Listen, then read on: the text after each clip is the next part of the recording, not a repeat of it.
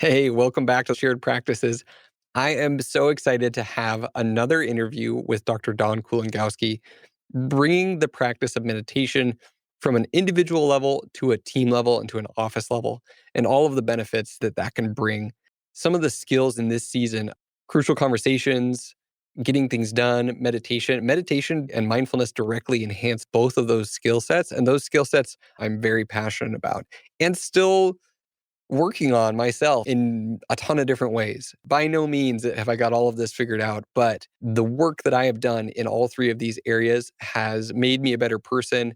And bit by bit, I'm learning from my mistakes and getting better at all this. So I am so grateful that Dr. Don Kulongowski was willing to come back and have another conversation about how to take this from an individual level to a practice level and introduce some of these concepts into your culture and give your team more skills. So here we go with Dr. Don Kulongowski. Welcome back to the Shared Practices podcast. We have a part 2 episode of an episode that I aired 2 weeks ago with Dr. Don Kulongowski. Don, welcome back to the show. Thank you so much for having me. I loved last interview. I think there's going to be a couple different reactions to this. Some people who are into meditation and mindfulness will be like, "Oh yeah, I'm all about it," and other people are going to be like, "Really? How does this relate to leadership culture?" Oh, no, they're gonna go, "Oh, no, it's that kooky lady again." Yeah. Well, and I'm drinking the Kool-Aid. Like, I'm all in. I had a retreat that COVID canceled. Like, I was so excited to go meditate for 2 days. My dad was gonna come with me, and Aw. it's gonna be fun. But, so I'm drinking the Kool-Aid. You're teaching, you're helping. We've I'm making the benefited Kool-Aid. from this. You're making Kool-Aid. It's Jonestown over here. No. I Yeah, right? Uh, so what can go wrong? So I want to then, we talked about this last time before our interview. You mentioned how mindfulness and meditation can then be brought to an office level. And I got really excited because I didn't even think that this would go there. I thought this was going to be talking about like personally the benefits and how it helps you as a leader and how it helps you to be grounded and work through your crap because otherwise you bring your crap to work with you. Yes. Um, so tell me about this. How did this get started? How did you start introducing mindfulness and meditation to dental offices? Well, so here it's interesting because actually most of my practice clients are lawyers or medical doctors. So, Nice kind of separate your and two that's different lives a little yeah, bit.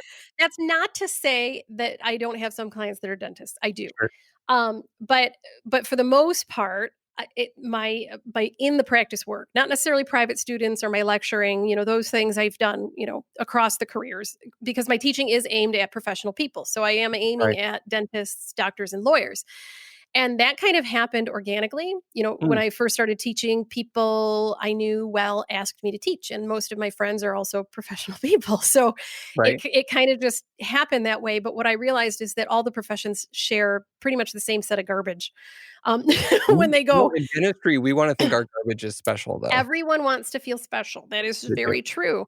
Yeah. But the need to feel special sometimes interferes with our ability to relate to other humans and Mm, realize how much we have in common.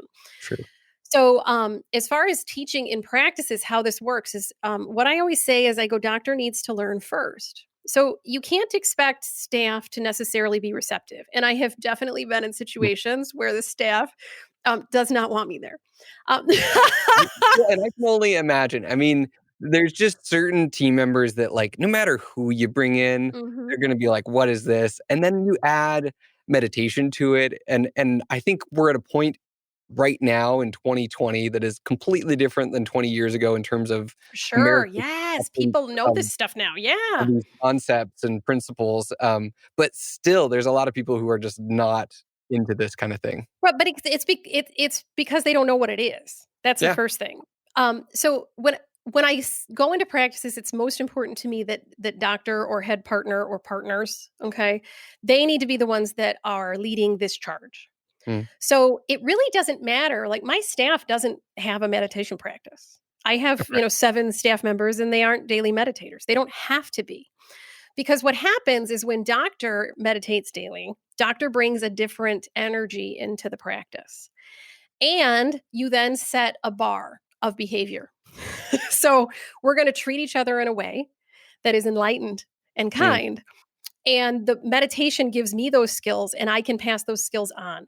The skills don't have to involve meditation practice. It Mm, helps. It helps tremendously. And my teaching, whether that's personal or in a practice situation, my teaching is really geared at that progression. So the first thing we want to do, so say I'm going to come into your practice or one of them, and and I'm going to teach about this stuff. Okay.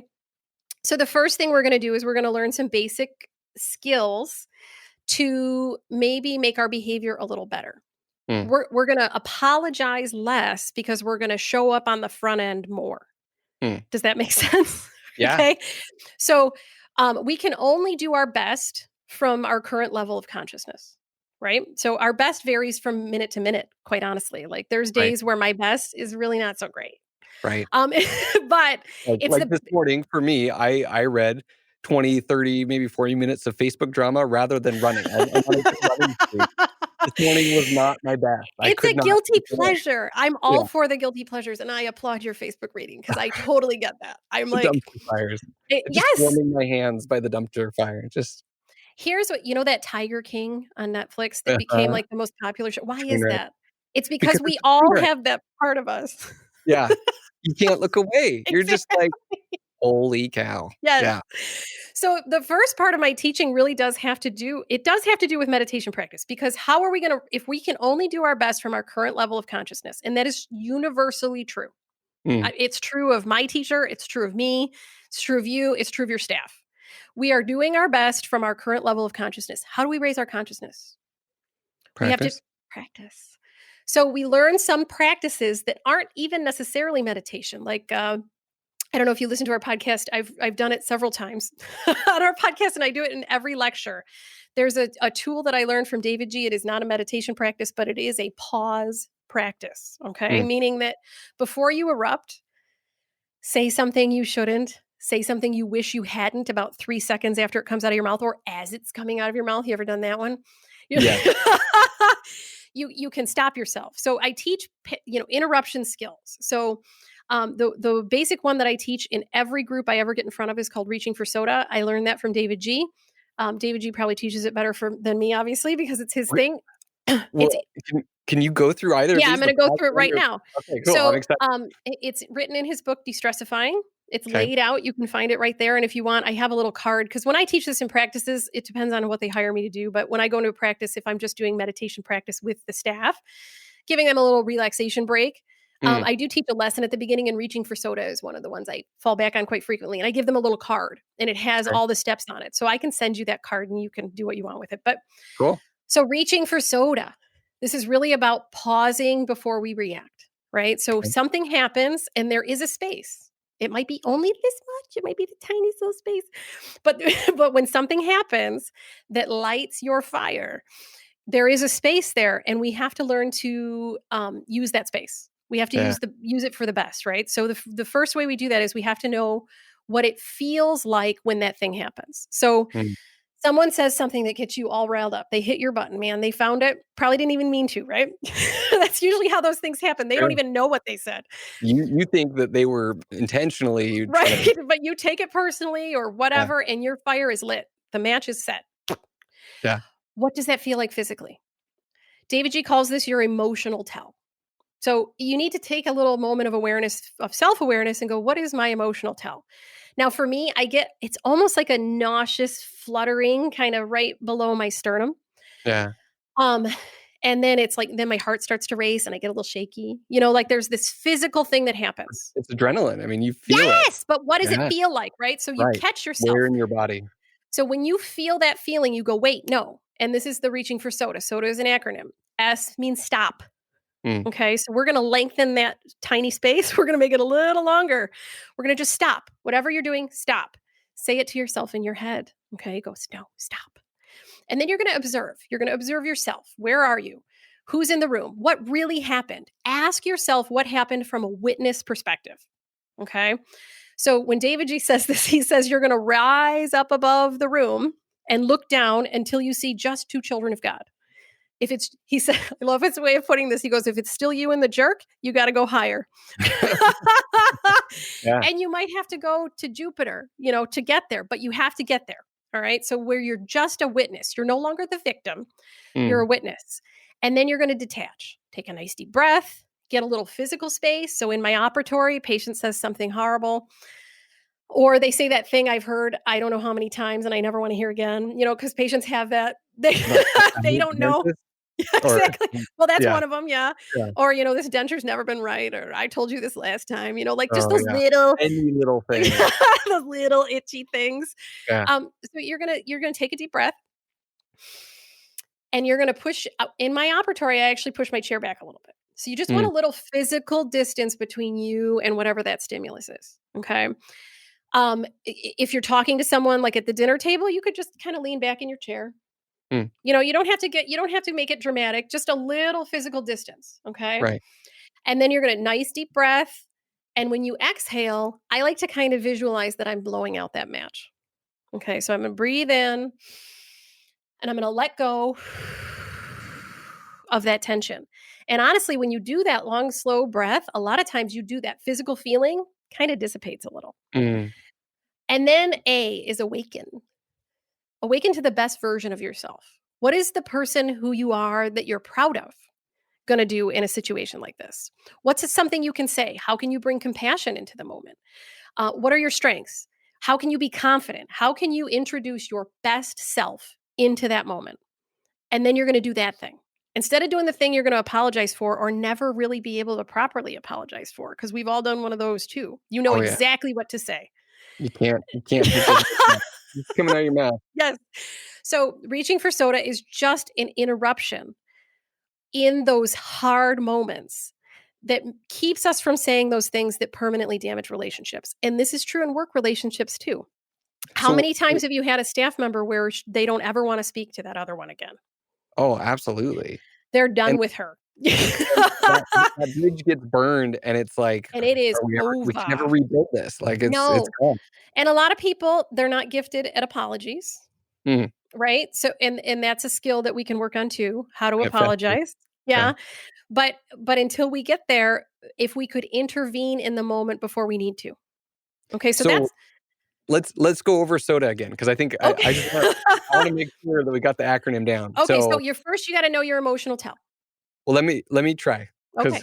my favorite thing on air is for someone who just, told me, like, "Here's this skill," and I'm like, "Let me try You're and good. regurgitate this, because otherwise Testing I your won't own learn it." brain. Yeah. Yeah, I'm gonna butcher it. So, you know your tell, Mhm. that feeling, that sensation in your body that you've been triggered, and you then stop Yep. and just give yourself a little bit of a gap. I'm trying to think if there's any other part of stop, and then observe. So you distance yourself from the situation, kind of stand back, look at this objectively, look at this as two people, as two children of God, and then let's Detach. detach.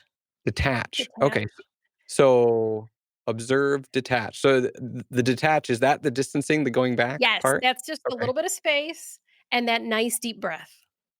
Okay. Space and deep breath. Mhm. And then the A is the awaken. Yes. Yes, you're gonna And awaken to the best version of yourself. okay. So, what is the thing that will make this better rather than Right. worse? What's the best thing I have to handle this situation? Because we do have skills. Like what's the thing that in 10 minutes when I relive this in my head, I'm gonna wish I said? Yeah. Yeah. And it does. I mean, this is a practice like all other practices, just like your meditation practice. It's easier to do when you're already skilled at practicing a pause, right? And doing that Yeah. meditation. But just this, like just that one reaching for soda, if you introduce that into an office culture and you get people, you're not calling it meditation because it's not. It's just a rethinking. It's a skill. I'm going to rethink this moment before I make a mess. And we're going Mm. to relate to each other differently as a result. Okay. So that's one of the first things I teach. And then I do teach meditation practice in that first segment because there's a way I've laid this out that to me makes a lot of sense. And it makes a lot of sense when we lay it all out too. So then the next thing that we talk about is our needs and our emotions. So emotional intelligence, where do our emotions come from? What needs do we have that are being met or not met? Because, David G says that stress is how we respond when our needs are not met. Mm. The typical fight or flight reaction, most of us don't have that um, in a necessary way biologically anymore, if that makes Mm, sense. So fight or yeah. flight was put in us for a time that's kind of over.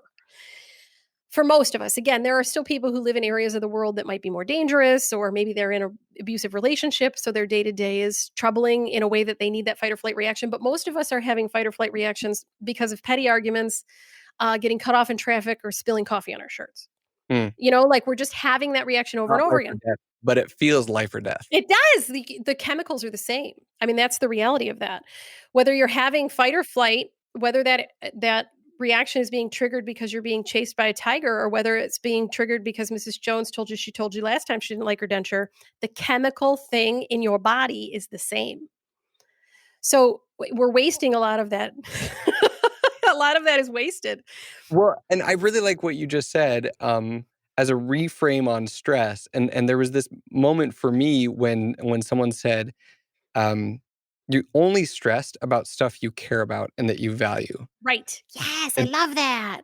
and so rather than being, like, upset or frustrated by these things that you stress about, you can reframe it as, "I care about this thing, and it's making me upset or it's frustrating because I'm invested in this, and this represents something Yes. I value." So see, you're already ahead of the curve here, but most people, when I say to a crowd of just, say I'm in a lecture hall and there's 300 people and I go, stress is what happens when your needs are not met. They don't even know what their needs are. Mhm. Most of us don't. We've never even Right, thought about it. Why do you get upset when Mrs. Jones says that about her denture? It's not because she said it the last 50 times. It's annoying because of that. But what is it in you that she's insulting? What is it about you that takes that personally, and what need is it you have she isn't fulfilling? Because we want our patients to be happy, most of us, right? right. And we want them to be happy with us. We And we and we do want have them a to certain need. acknowledge that we care about them, and when Right. they flippantly say, "Hey, this still sucks," it's Yes. like, "Can't you see I've been trying to make this not Yes. suck the whole So we time?" wanna be acknowledged. Maybe that's Yeah, the thing. You wanna be acknowledged. And I will say that in patient relationships, very often, I think the struggles I've had as a practitioner that I think are largely behind me now, but not completely. I don't think you ever get over that stuff, is the don't need worry.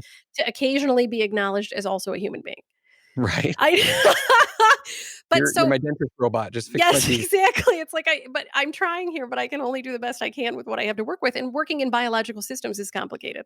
Right? So when we look at our needs and how those relate to our emotions, okay? So those two things hold hands, and most of us don't really understand that relationship. So that's section 2. We spend some time working on needs and emotions. It's all self-awareness. So we hone Mm, our awareness in our meditation practice, and then we take that awareness and we apply it to ourselves. And mm, we go, how am I interacting in the world? Why am I interacting this way? What can I do differently? How can I look at a situation differently? Sometimes just the awareness is the cure. Truly. There are moments where you're just being aware of what happened is enough to kind of help you move past it. And then we take that increased self-awareness, increased knowledge of how our own emotions work and where they come from, and we apply it to a group environment. So we learn to communicate better. How do you you know, I know so many dentists and practitioners that are so afraid to criticize their staff, right? mm. So they avoid difficult conversations because they aren't skilled at doing Right. them.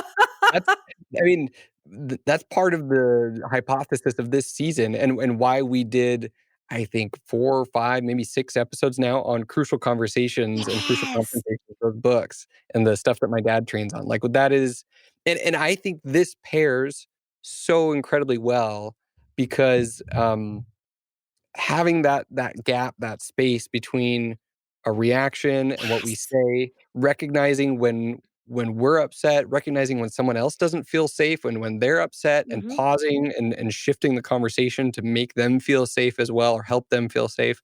Um, these skills apply directly to conflict, which is where leadership and teams and cultures are made or broken. Exactly. Yeah, and you're dead on right.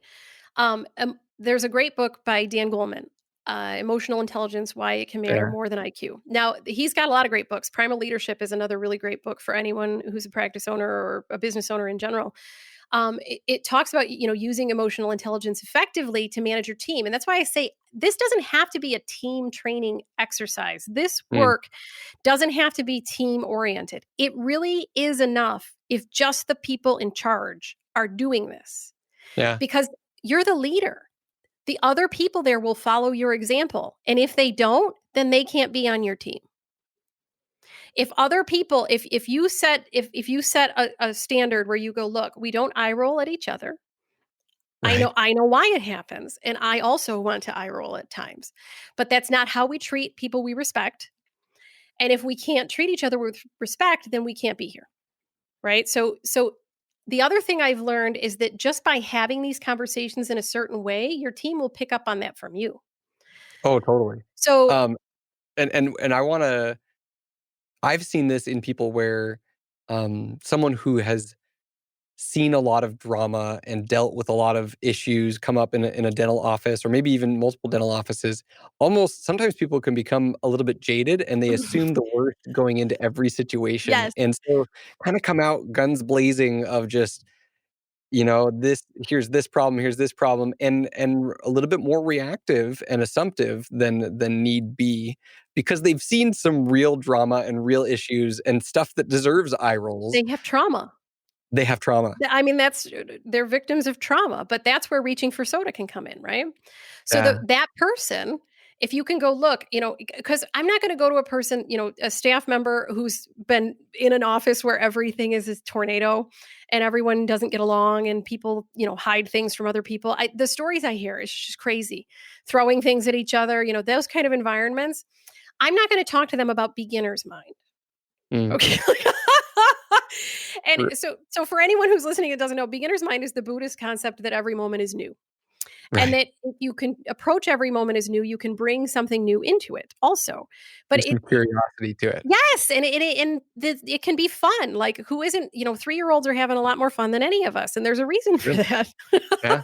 They're not bringing Total all fun. that baggage with them from the Mhm. last 40 years. They're just being 3 and enjoying playing in the dirt, so we could all use some of that. Now, one of my favorite beginner's mind stories is from the Dalai Lama, a thing with the Dalai Lama. The Dalai Lama, there's this video of him and he's, because there's always this ceremony around when he appears places, right? So he's in his robes and he comes down this aisle that's like all beautifully decorated and he goes to sit down on the cushion that they have for him at the front. And it's like a big thick cushion.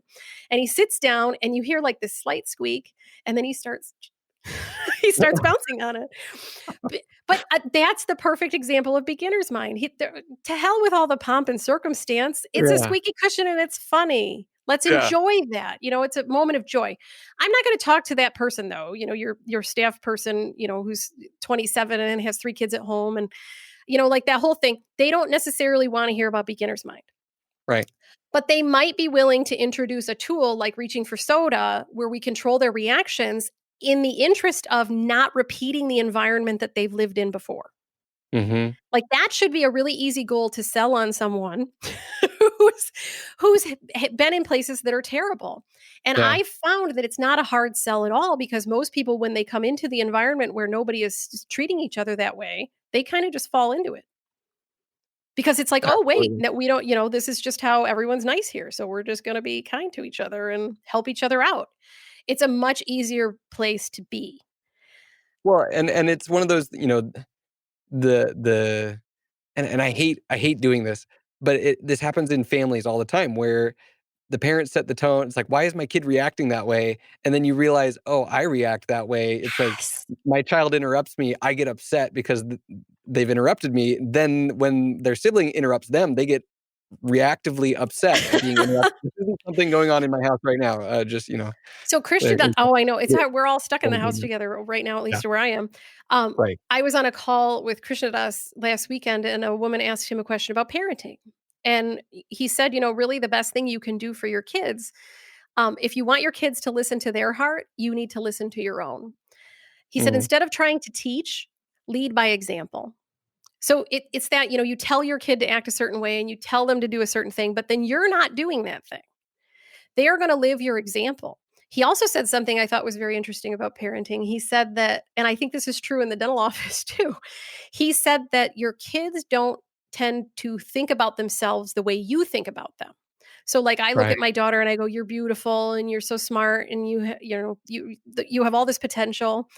He said they tend to think of themselves the way you think of yourself. They pick up on that. Yes, and think about how many people like, I'm a big Stern fan, and Howard Stern is neurotic as they come, and he talks about his mother and, like, how his Yeah, mother was this way, and I'm sure she didn't raise him, like, deliberately teaching him all these little neurotic behaviors, but right. they're just modeling what they see. They pick it up. But a family environment is no different than the office as far as people are gonna model what they see. If doctor's yelling at everyone and throwing things, then, the assistant isn't gonna be nice to the hygienist and the other way around. Right. It's you set the tone. So you don't have to get your staff to meditate. You it's and you're not going to. Let me let Yeah, you off that hook. You're I not love that going you to. said this because, I mean, I'm at the point where, like, I would hold if I had infinite time right now, I would hold, like, a free community meditation class in my office Yes. once, COVID wasn't going on, the world was normal, and we were allowed to, breathe the same air as other people. Then I would love to host, like, a free meditation class in my, like, office lobby one night a week or, every other week or something like that. I don't know if that'll ever happen, but that's how passionate I feel about I this, but know, I but it's know. really hard to get people on board if they're not into it. So, yeah, so, I've been teaching this stuff for almost 5 years now, Yeah, and, well, yeah. I just I've been certified to teach it for 4 years. I've been teaching it because people asked me the second I signed up for yeah, teacher training, so that first year that I was actually just learning.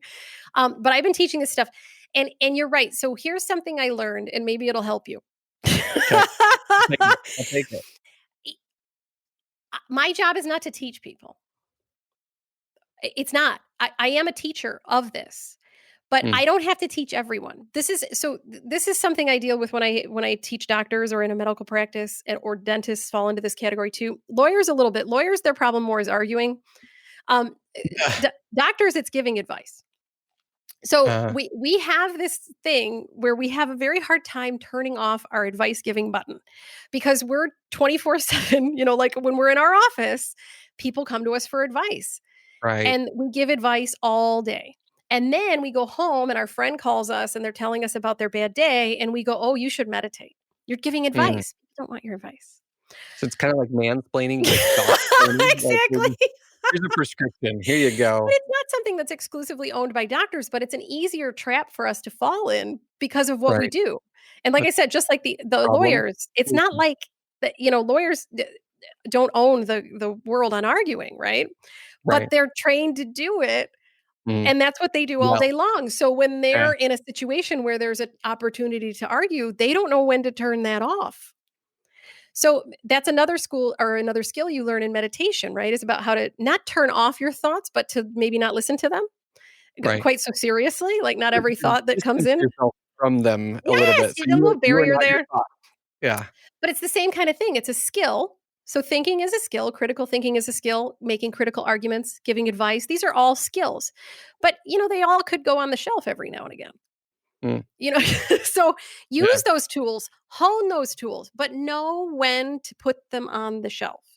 So mhm, even as a meditation teacher, and it pains me, I can tell you that, the only people in my life who meditate regularly are my fellow teachers.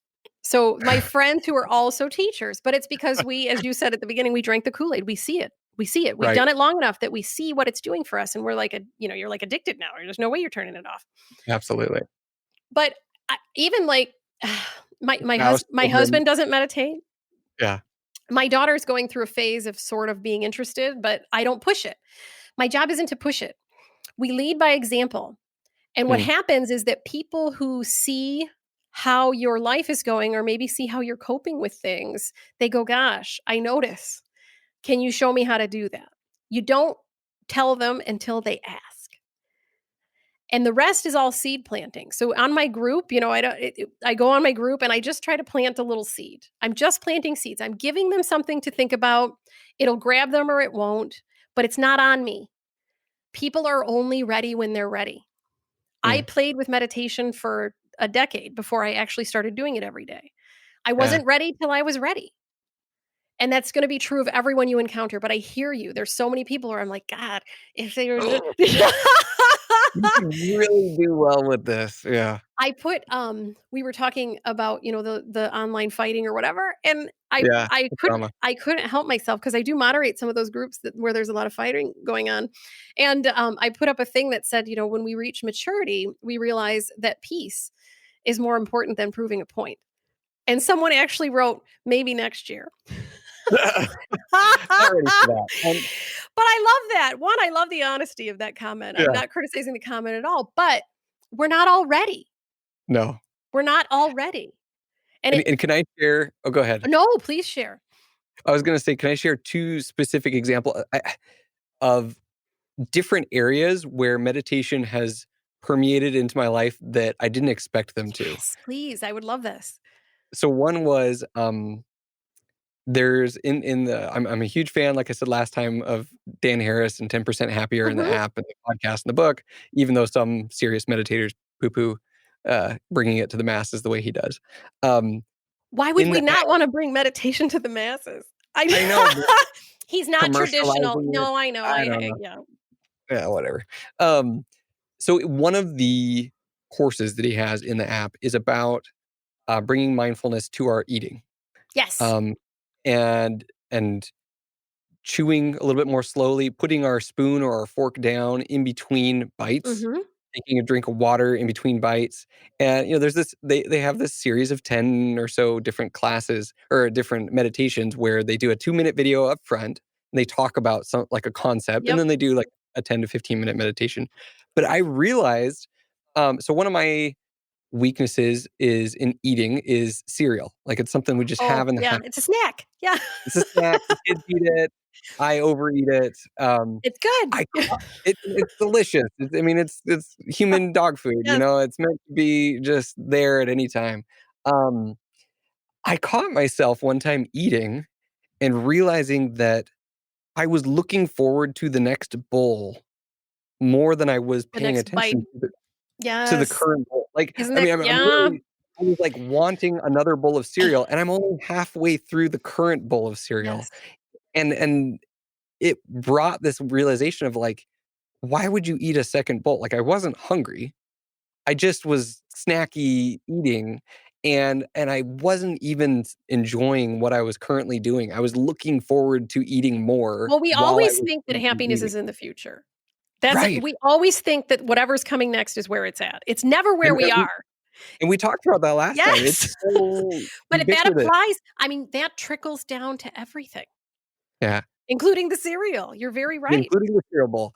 And another example was, one of the problems with the Shared Practices podcast is that it induces a lot of angst and FOMO. Like, we tend to interview people who bought amazing practices straight out of school and are crushing it and, Yes. paid down student loans in a year and a half after buying this, $1.2 million practice.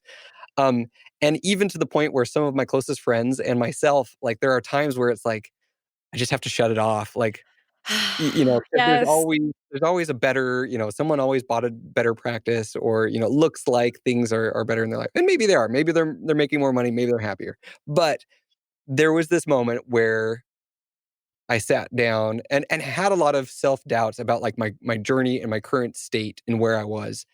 And I thought to myself, I listened to a podcast or I can't remember if it was in the app or somewhere, but it was a meditation thing, but it was talking about forgiveness and self forgiveness. Mhm. And I thought to myself, okay, if I made the wrong choice in this career decision, in this, if someone's in an associateship position or they bought a practice or, whatever their current situation is, could I forgive myself? If that was the worst thing Mhm. I did, could I forgive myself for making that choice and going on this journey and committing and moving forward, even though it wasn't perfect, even though maybe there was something better out there?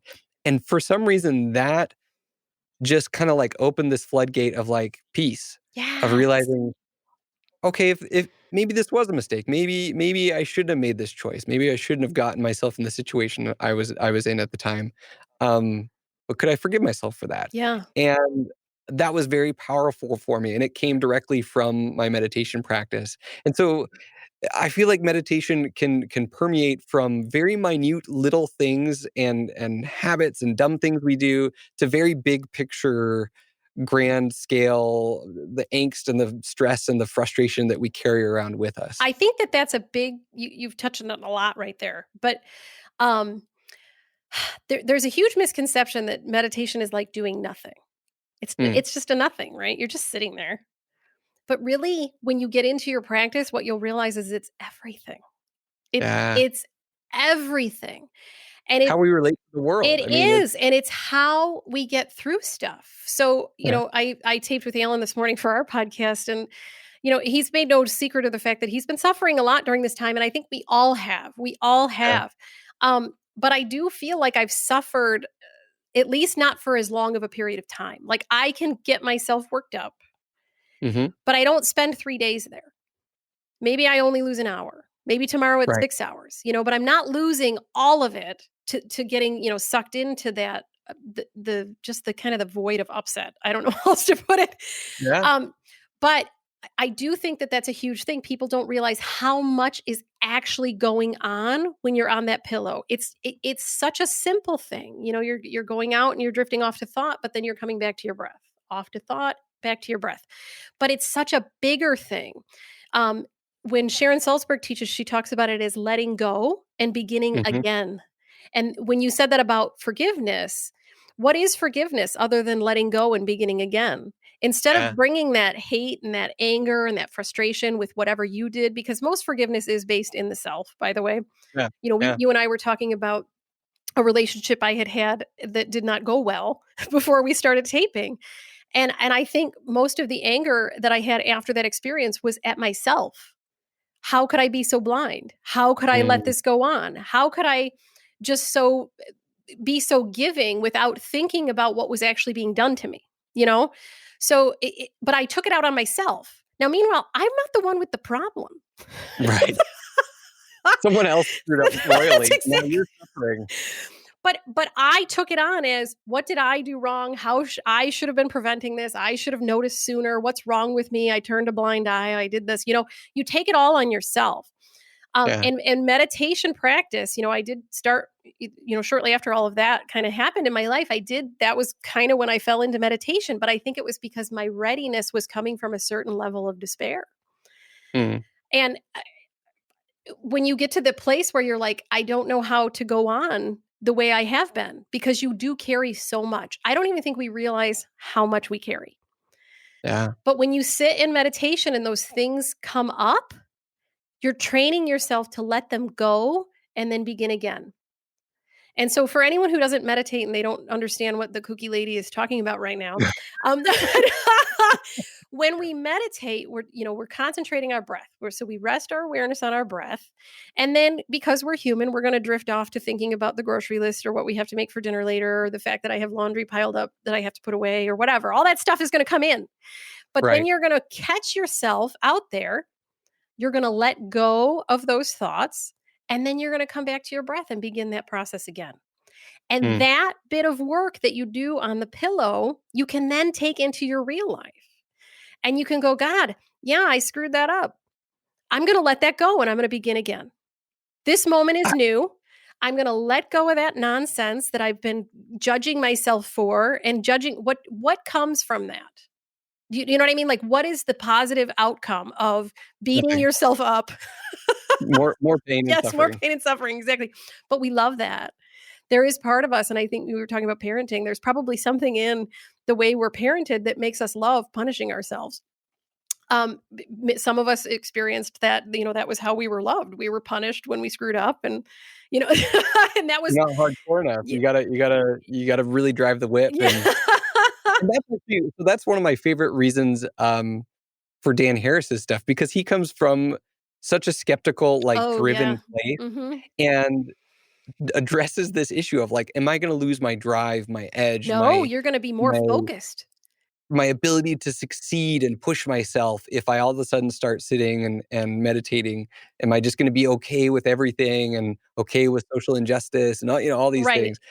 And in fact, it brings a skill set to bear, which is also why some people have issues with, like, the military introducing meditation because they're like, well, this is supposed to be a tool of peace, and No, these soldiers are no, no, using no. meditation. It's a skill. And Yeah, it's a it skill is. that can help us in everything we do. And that's Yeah, where I again, if you haven't done it or you don't really understand it or you're scared of it, because I see a lot of that too. They go, "Oh, that's, some wooey thing, and only people who are cooped out are really perfect." There's it's one of two views, right? They think it's either people who really have it together or right. people who are completely cooped out. So those are one of two things. Well, one, no one has it together, and I've met those cooped out people, and I am very afraid of them too. I Right. They are out They there. are ve So, oh, I bet yeah, you go to some of those retreats and it's like it's, maybe 50-50, and I go, "Oh god." oh, okay, okay. I remember waiting in line. I had to wait, they were opening the auditorium for a concert that they were doing in the evening, and the line was, you just went to sit, and I wanted to have a good seat for the show, so I went and sat in line, but then I had to endure the conversation of the people next to me, and I Yeah. you hear some really kooky stuff, but that is not universally true. It's those people are living their own lives. I'm still a scientist. I'm still a dentist. I'm still a practice owner. These things have just made me better at all of those things. It has, and I haven't gotten too cooked out. And I will also say, the overlap, so, I come from a very conservative Christian. I'm belong to the Church of Jesus Christ Latter-day Saints. Some people would think that, like, this doesn't line up with Christian values, or, this is different. This is coming from another, from Buddhism. And in fact, I found that one of my favorite quotes is that this moment is our birthright. And Yes, so being able to claim this moment and be present in this moment is one of the best things we could do with our for life. sure.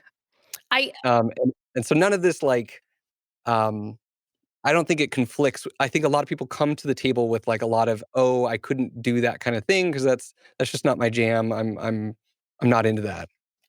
yes. So we talk about this a lot when we teach the idea that most of the meditation techniques that we're teaching come from Buddhist tradition. They just do. And I know we don't like, Yeah, some people don't want to hear that. And I like to teach people the history of this stuff. So usually when I lecture, I point that out. I go, here's where mindfulness falls. It's a Vipassana yeah, meditation from Buddhism. But we can take what we want and leave what we don't. This is the first thing. We can do that with right, everything. right. I used to be Catholic, so I feel comfortable saying Catholics have been doing that forever. Um, there's a reason that cafeteria Catholic is a term. They're taking things and leaving things.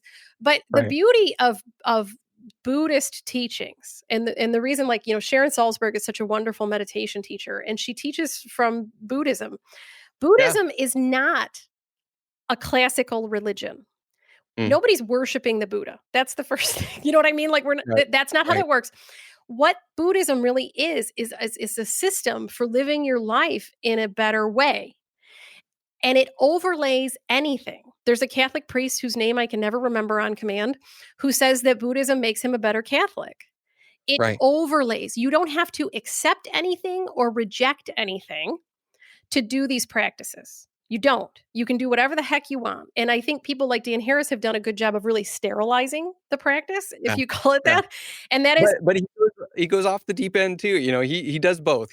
And I think I would completely agree with that sentiment. I think Buddhism and meditation has made me a better Mormon. yes. Like, I feel strongly about Yeah. that. And I look at some of these practices, again, I was, Catholic, and I look at some of these practices and I go, "Oh, it's like praying the rosary." A japa meditation is praying the rosary. They have Right. beads, and it even has the little thing on the end, and you go around one Yeah. way and around the back. So many of these things, the history is mishmashed. It's Right. mishmashed. So I don't think that there's any reason why, praying the rosary is a meditation. Your Right. just your mantra is something different. Yeah. No, I've had a lot of those realizations, through some of this teaching. I'm like, oh, we did that when I was a kid. So absolutely. it does not have to interfere with anything. And I have gotten some pushback, especially when I get hired to teach people who didn't hire me, Mm, um, uh, from people who are worried that I'm trying to teach them something that's going to interfere with their faith. right. And I would actually argue that if you are a faithful person, this will only make your faith deeper. I agree. And if you are a not faithful person, you don't have to become one. Right. You can, you can just take again, my teaching and practices is it's super sterile. I mean, I might use the word love once or twice, but can we at least agree that that's not a word that means anything to any particular brand of anything? It's just a Right. universal human truth. But it is very sterile. I'm talking about Abraham Maslow and the hierarchy of needs and Dan And Goleman's that's emotional science, intelligence. This is science. literature. Yeah, the This science is backs it up. science. So I'm teaching the science, but absolutely, for a lot of people and for most people I know, it does deepen into a spiritual practice. But to me, spiritual is about me. I Mm. still, I am no longer Catholic. I think my name's in a book. I don't think you can get it erased. Oh, okay. So I make the joke that I'm covered either way. But but to me, a spiritual practice just means being better than I was 5 minutes ago. It's about Nice. me being better. And me being better does kind of pull in a lot of things that are, also involved in certain spiritual traditions or religious Yeah. traditions. But those are personal choices and we all get to make them. So if on the journey you find your way to the Mormon God, Mormons are Jesus people, help me, right? We are Okay. correct. Yeah. We love it because we're Christian, and then other Christians disagree. Well, Some no, of them because yours say, is the American "Don't." Jesus. Right. Well, he just made another stop before Right. he departed. Which Um, which wouldn't that be possible yeah. if he rose from Um, the dead? No, he can go wherever he wants at that point. He's exactly. free reign. The other thing, I wanna wrap up one more misconception, 'cause I think we've hit some really good misconceptions around this here, and then we're gonna bring it back to, if someone's interested in bringing this to their practice, how do they reach out to you? But the last misconception, and I've heard this from people who've attempted to meditate, is that I can't meditate because I can't get my mind to go quiet. And Well, me neither. ultimately, no one can, and and people beat themselves up Yes. when their mind wanders from their breath, and they realize for 5 minutes they've Oh, been yeah. thinking about 5 is some good. argument. 5 is Yeah, good. or some argument or some TV show, or what's gonna be for dinner, or, whatever you drift off in. They think they've failed, and they beat themselves up over that, and they think, "Well, I can never meditate. I'm never gonna be good at this." When in reality, that is that moment of realizing my mind has wandered That is the is meditation. that's the practice. Yeah. That is the rep, that is the exercise, that's the bench press that is gonna make you stronger. So if you're way ADD and distracted, you're actually gonna get way more benefit Yes. from all of your distractions, because that is the practice. We wouldn't need the practice if there was nothing to come back from. You Right. you just wouldn't. But yes, that is absolutely, and, when I talk about reasons people don't meditate, there's only 2 that I hear, and one is that they say they can't, which is what you just said, Mhm. and 2 is they say they don't have time, which means they don't want to. But, so Right. the Sure. thing about the thoughts, because 'cause you're right, that is absolutely why everyone quits. Every time I've ever been, like, I'm, teaching in Arizona or, God only knows where, so I'm in an Uber from the airport, right? And they're like, "Oh, what Right. brings you?" And I go, "Oh, I'm a meditation teacher." And they go, "Oh, I tried to meditate, but I sat down and my mind was filled with thoughts. I just can't do that." Or they'll go, "God, I could never do that because my mind is Right. just full of thoughts." They think it's something special about them. They're the only one. And so I have that conversation a lot, a lot, a lot, a lot. And I even have it with people who've been doing it a while. Like they still get frustrated. Like they think that there's some bar where they're going to hit that bar and then they're not going to have the thoughts anymore. The Dalai Lama has thoughts during his meditation, Mm. and so will you. If Right. we wouldn't need the practice if we weren't carried off in thought all the time. And the whole point of the practice is not to not get carried away. It's to catch when you do. It's the awareness. So the magic moment in your meditation is not that you wandered away, it's that you came back. And that's what we're looking for. I don't know if we talked about this last time, the idea that we live our whole life lost. We're lost in Yeah. thought, we're making lists, we're doing things, we're doing chores. We're never really present. And like you said about the mindful eating, we're never on that bite. David G does a chocolate meditation where for 5 minutes he gives you a chocolate, and for 5 minutes you eat the chocolate. Honestly, about minute 2.5, I don't want it anymore. You're over it. You're like, "Okay." But we spend most of our time completely lost. The beauty is the awareness. Now, when we're lost, we can do a lot of damage because those are the Mm. moments when we yell at someone when really we were angry about something else completely, but now going to take it personally because we took it out on them, right? Yeah, When we yeah. have that awareness, when we go, "Oh wait, that wasn't for you." I did this to my kid just last week. I had an overwhelming day, and I'm still not back to work, and it's An overwhelming COVID day, yes, which we all an overwhelming COVID day, exactly. And my kid asked me a question, and I kind of snapped at her. I gave her the yeah, snippy, and then I went, "Damn it, I didn't mean to do that." Like that's not who I want to be, and that's not what I want to do to her. So I said that. right, So I said, "Look, I'm sorry. I'm irritated about work." And you asked me that, and I'm still just in that work irritation. And that's what you heard come out. That was not about you. right. But I had the Did awareness of that. Other people, there are a lot of she accept people. it? Oh, yeah, she was fine. And then she was asking Okay. me about my worries. Like Oh, she's like, yeah, "Oh, what's going on?" Now she's going to be my yeah, helper. It's very cute. yeah, But when you cultivate that, and it's the same in your workplace, right? When you cultivate a relationship where you can go, "God, I was a real jerk to you this morning, and that's not who I want to be, and I'm sorry. You didn't deserve that." mm, You now have an environment where people feel safer talking to you. They understand that it's not about them when you do that. They can help you get out of your funk. You create a whole different world around you just with that awareness. But the gift in that what you're trying to hone is the awareness. It is realizing that you're lost. Instead of thinking that it is because someone asked you a question when you were thinking about something else and they deserved that nastiness, you go, "Oh, wait, no." It's the, "Oh, right, wait, no," that you're looking yeah, for. That is the practice. And I don't know where that came from, this absence of thought thing, but I hear it over and over and over again. The only way I know of killing thoughts is death. And even then, right, I'm not sure they're gone. I don't know what happens. I, it could be even worse. I just don't even know. But right, but there is no such thing as absence of thought, and meditation is not going to give you that. What it's going to do is help you to get lost for less time. Instead of spending, 3 weeks spun out in the COVID drama, maybe you only spend 3 hours spun out in the COVID drama. Maybe only a thought. Maybe you only get one thought into the, "Oh my God, I have to spend $5 on a mask now." And then you go, "Wait, right. no, but I'm making dinner." You're going to come back. It's the I'm coming in this back. moment. Yeah. And the thing that I've kinda added to that coming back, there's a lot of depth. That's the craziest thing about meditation, and I gotta be mindful of time or my I editor is gonna know. be, He's going to be like, frustrated with "Stop talking." Yeah. yeah, my uh, cut it off. Um, is that there's so much depth to an extremely simple practice Correct. in that the tone with which we beat ourselves up when we come back to our breath, it tends to be a lot of like, "Oh, you failed. Like, you got Yes. distracted." Yes. And and over time, not only are you practicing coming back, but you're practicing coming back with, like, you're happy. You're like, "I got distracted, but I realized Right. it. This is the best moment. I'm so It's glad the that not victory. only did It I'm waking up in this moment." So Um, I had this out. So I'm gonna share it with you, and then I will shut up because I know you said your editor is gonna be mad. But so what you just said though is part of the meditation experience.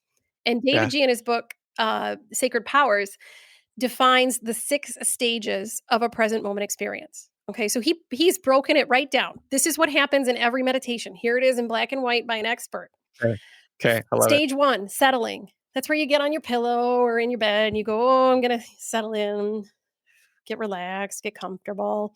And then you start witnessing. So this is your breath. You start breathing. "Oh, I'm breathing in, I'm breathing out, I'm breathing in, I'm breathing out." And then the drifting. This is where you Mm, start drifting off to the grocery list or what I need from Target or that the laundry's piled up again. And then judging. Okay, mm, so his yeah, fourth is judging. It's going, "I'm not supposed to be thinking about Target. I'm supposed to be supposed to be meditating right meditating. now." What am I doing? Exactly. And then he says surrendering. So this is the moment where you Mm, forgive yourself. This is the moment where you say, "Okay, no.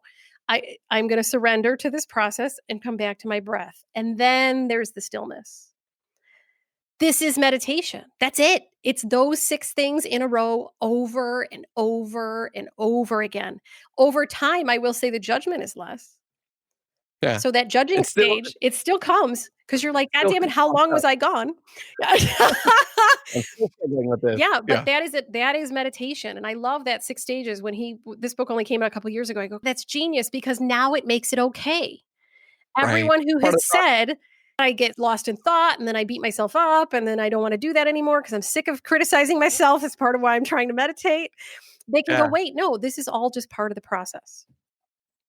So if someone wants to invite you Uh-oh. out to their practice and to work through this with the team members. And, maybe no one's going to change and become a meditator for life, but they want to introduce some of these concepts into their office, into their culture. How do they go about doing that? Just send me a contact request through my website. It's peacefulpractice.com. And like I said, there's a lot of conversation to have before I go into a practice. Cause like I said, I Mm, really do believe if doctor does this stuff, you maybe don't need, like it's you can set that tone, but you have to be ready to do it. And I'm also I'm funny about like I'm not going to go in and train your staff, and you're not going to do it. right. Because there's some of that too. You think of it like, the dusting, you can just hire that out. This is something Yeah, that yeah, when yeah. we're committed to, I'm absolutely want to be here for as a resource. Mm. But yeah, just send me a contact request through my peacefulpractice.com. And at some point in the future, uh, if we ever do this and you ever come to a practice where I'm working, You don't need um, me. That's what I'm saying. well, it'd be fun to do like a post-op, like Oh yeah. a, you know, how did that go? But for or if any of our listeners do it and they want to share their Oh, experience yeah, or that'd be fun. Yeah. get on. So, well, cool. Well, we will have that link, peacefulpractice.com, in the show notes for people to reach out. And then your podcast with Alan Mead, the Peaceful Practice podcast, yeah, that's Yep. it, right? Peaceful Practice podcast. Fantastic podcast. I love that you guys cover not just meditation, but also other just stress management. If anyone has addiction history or problems, Alan has a lot to say and a lot of experience. You both bring a fantastic perspective to bear and a lot of fun. Two good people. So just getting you in the same room and talking, it's always good. Good. I'm glad you're enjoying it. Well, thank you so much for coming on the show twice. And, please, if anyone has any questions or interest, come post on the Facebook group. I would love to talk more about this and delve more into this. If you want more podcast episodes about this, let us know. Thank you, Dawn. We'll talk with you next time. Thanks, Richard. We'll see you. Okay, at this point, you can tell that this is something, if you ever want to corner me and get me talking about something that I'm really passionate about, just bring up meditation and I will talk your ear off. And so it's so fun to be able to be on a podcast with another dentist who's just as passionate about this, has seen the benefits in her life, and has then taught and shared this with countless people and offices. I thoroughly enjoyed this. I am so grateful that Dawn came back for part 2. Please reach out to her, listen to her podcast if you're interested. If you want more resources, books, podcasts, request that on the Facebook group, and I think it'll generate a good discussion there. But we'll have some links in the show notes for this episode of things that were mentioned in the podcast, and then we will talk with you guys next time. I hope you enjoyed this episode of the Shared Practices podcast. I'm excited to announce a partnership with Sandy Pardue. We are rebooting the Dental Drill Bits podcast. Sandy and I sat down and said, what if we did a podcast together? What if we did a whole season of your show together? And it works out perfectly because I have a ton of questions and she has a ton of answers. So we combined my skill at asking questions, but not necessarily knowing the answer, and her skill at answering every single question with a wealth of knowledge, specific examples, and experience. If you want to get your dental practice organized, if you have trouble with understanding the roles and the functions and the systems of your office, join us every Tuesday on the Dental Drill Bits podcast.